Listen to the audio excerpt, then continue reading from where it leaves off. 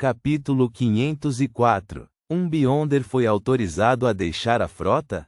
Sem a explicação deliberada de Danites, Klein entendeu facilmente porque ele achou estranho. Em uma equipe de falcões noturnos, até mesmo a equipe civil sofreria restrições estritas. Mesmo uma renúncia normal exigiria que assinassem um acordo de confidencialidade vitalício.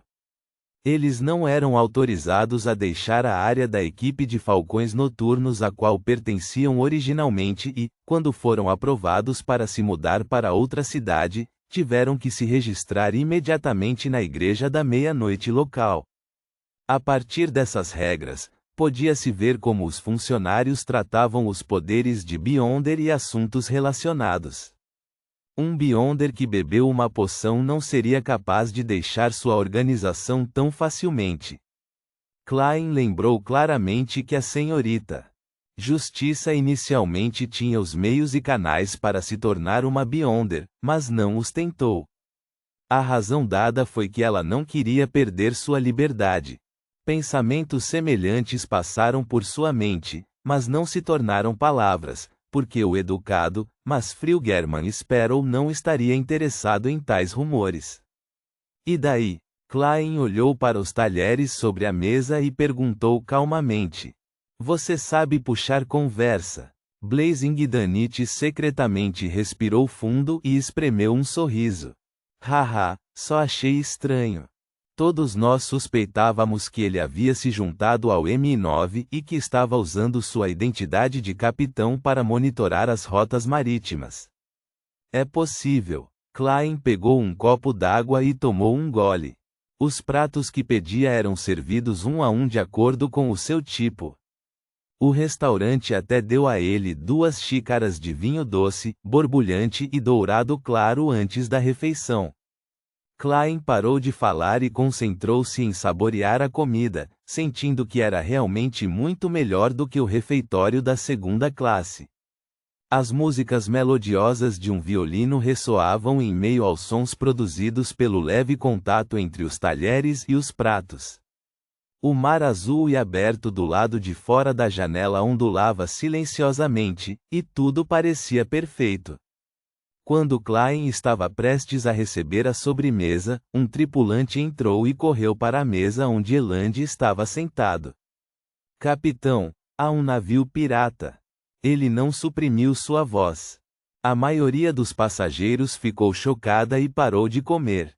Klein olhou para cima, olhando para Danites através dele com seus olhos escuros e frios. Blazing Danites endureceu por um segundo, então ele sorriu amargamente. Ele baixou a voz e disse: se eu dissesse que isso não tem nada a ver comigo, você acreditaria em mim? As pálpebras de Klein tremeram enquanto ele sorria lentamente. Adivinhe. Adivinhar? Seu filho da puta. Danites ficou tão furioso que quase praguejou. Ele manteve o sorriso e disse: sua sabedoria é suficiente para julgar tudo. Naquele momento, Eland rapidamente perguntou sobre a situação. Ele se levantou e disse aos passageiros da primeira classe em pânico: há apenas um navio pirata.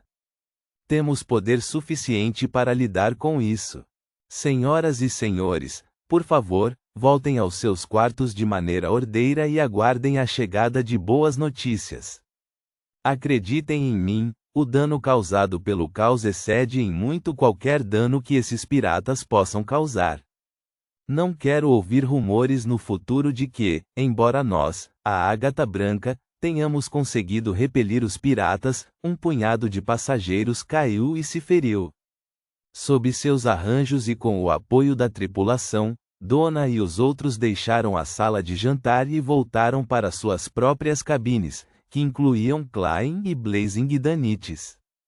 Achei que você fosse assumir temporariamente o controle da Ágata Branca e tentar mantê-la a salvo de danos, comentou Danites dentro do quarto 312, enquanto fechava a porta, como se estivesse assistindo a uma peça.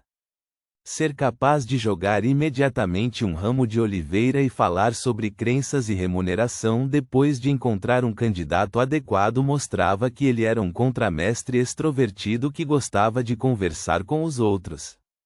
Klein olhou para ele, depois foi até a janela e olhou para fora.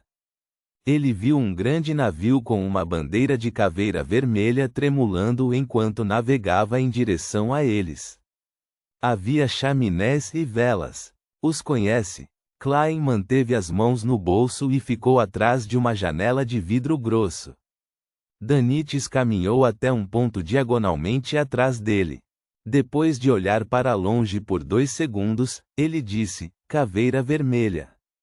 Um bando pequeno e médio de piratas. O capitão é o Lobo do Mar Johnson com uma recompensa de 900 libras. O primeiro imediato é o Caolho Anderson com uma recompensa de 500 libras. No mundo dos piratas, uma recompensa era um importante ponto de referência que determinava o status e a posição de alguém. Considerando que ele não tinha a habilidade de se mover habilmente debaixo d'água, seria fácil matar inocentes se ele permitisse que os piratas embarcassem no navio. Klein ficou em silêncio por alguns segundos antes de perguntar: Eles te conhecem? Claro. Danites imediatamente endireitou as costas. Eles estão qualificados para participar de reuniões distintas entre piratas. Uma vez eu chutei a bunda deles. Como esperado de um pirata famoso no valor de 3.000 libras. Klein perguntou sem mudar de expressão: Eles têm binóculos?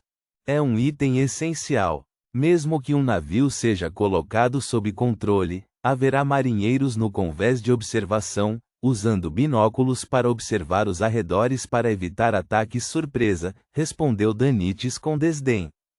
Ele finalmente percebeu que esse sujeito perigoso era um novo aventureiro, e era muito provável que esta fosse sua primeira vez no mar. Ele era um famoso caçador de recompensas? Membro de uma organização secreta? Danites inconscientemente adivinhou o passado de German Sparrow.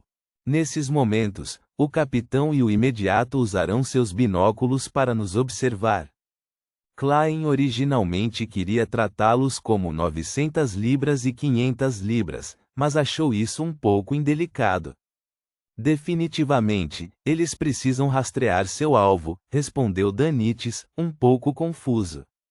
Ele não entendeu o objetivo de German Sparrow ao fazer tais perguntas. Do seu ponto de vista, se ele tivesse sua força poderosa, definitivamente teria permitido que os piratas da Caveira Vermelha se aproximassem, encontrassem uma oportunidade de embarcar em seu navio e então eliminaria todos. Klein inclinou a cabeça e olhou para Danites antes de revelar um sorriso caloroso e cavalheiresco. Isso é bom. O que você quer fazer? Não sorria assim. Danites de repente entrou em pânico e reuniu coragem para revidar. Tire a peruca, Klein ordenou calmamente. Danites ficou perplexo enquanto lentamente tirava a peruca da cabeça. Klein tirou um frasco especial de extrato de seu bolso secreto e o entregou. Limpe as sobrancelhas e o rosto. Este era um extrato de remoção de maquiagem místico que ele havia preparado antes de avançar para sem rosto. Ele o usou ao atacar o espectro da escola de pensamento rosa. Embora Klein não precisasse mais dele, ele relutava em jogá-lo fora.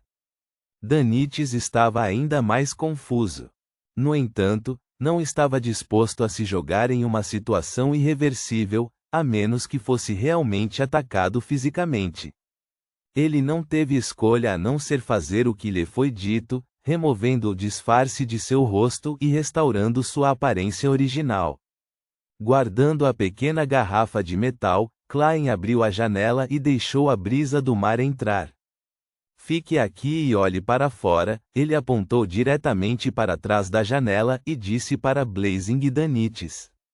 Danites caminhou cautelosamente em transe e ficou firmemente atrás da janela. Klein observou por alguns segundos, então disse calmamente: Você tem 2 escolhas.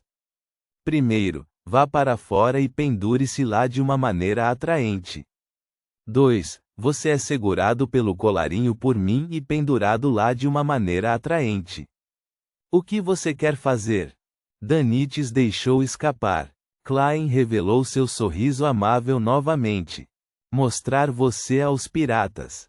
Acredito que o quarto contramestre da Contra-Almirante Iceberg tenha moral suficiente para convencê-los a recuar.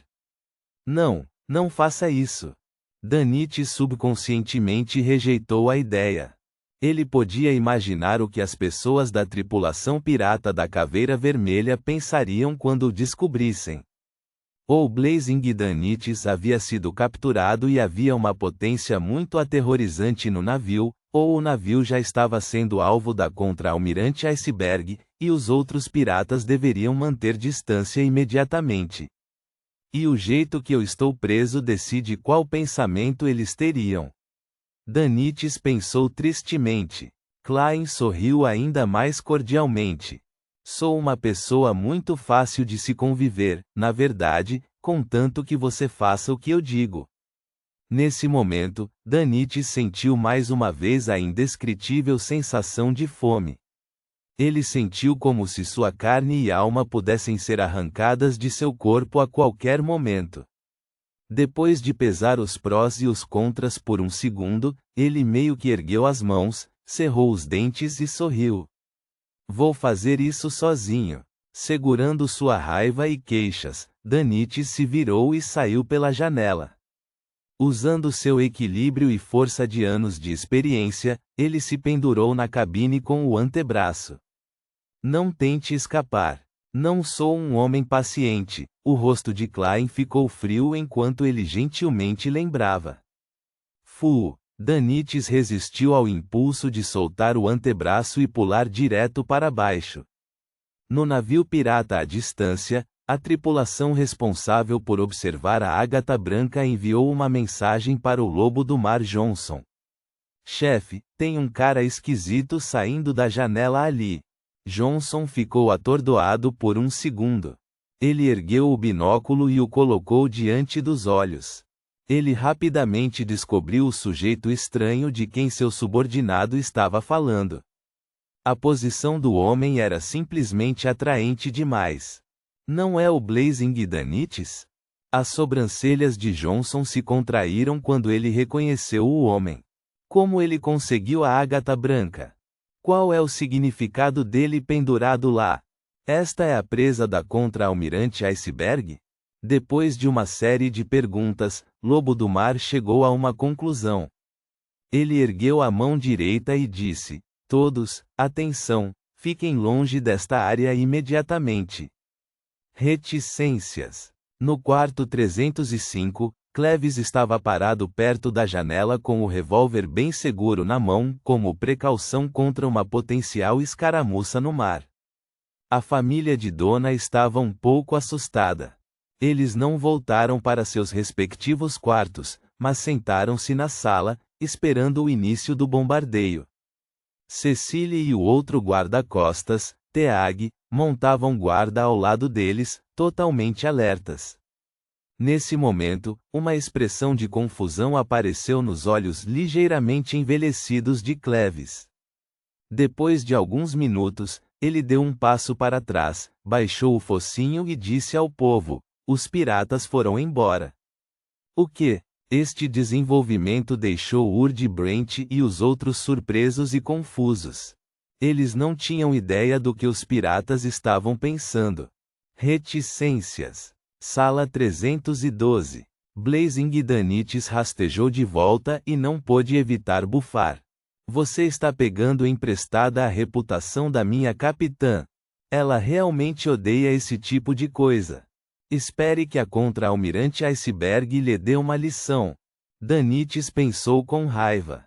Klein ouviu em silêncio e perguntou: Lembro que a recompensa dela em Loen era de 26.000 libras. Este louco. Danites não conseguia encontrar as palavras para responder. Ponto.